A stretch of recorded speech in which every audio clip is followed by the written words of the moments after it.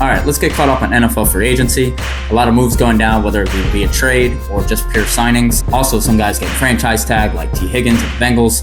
There's been a lot of moves worth talking about, but not too many of them that really moved the needle. Devontae Adams going to the Rams, or D-Hop going to the Ravens. Worth talking about, but I think they're getting more buzz than they deserve.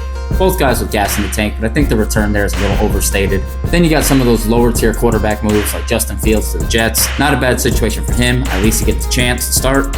Speaking of chance to start, Daniel Jones getting a chance in Indy to compete with Anthony Richardson. Not a big fan of either of those two, but it's the Colts, so whatever.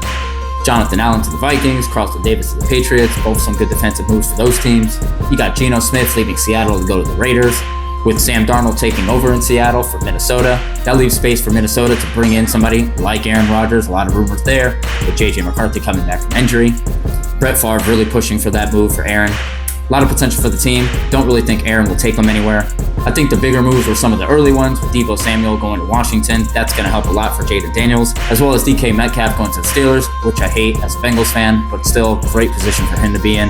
And then you got Joey Bosa going to the Bills. I think that can be a high impact move if he's able to stay healthy. It is a 1-year contract because of his injury history, so we'll see what happens with that. Going back to my Bengals, they've allowed Trey Hendrickson to look at trade offers. On the surface, it seems like a dumb move, especially since he just led the league in sacks. But the Bengals have a lot of money to make up for. T. Higgins just got the tag, so that's a lot of money for this year coming up. Chase still needs to get paid. Burrow just got paid. So I can understand why they don't want to put so much money, much like the Chargers with the Bosa situation, in one player on the defense, a defense that needs a lot of help across the board. I still would try to bring back Hendrickson if possible, but if they don't, I can get that. Stephon Diggs and Tyler Lockett still floating out there. Rumors of Russell Wilson going to the Browns. Not sure what's going to happen with that. It's March and we're talking about the NFL. Been a busy offseason so far, so we'll see what happens going forward.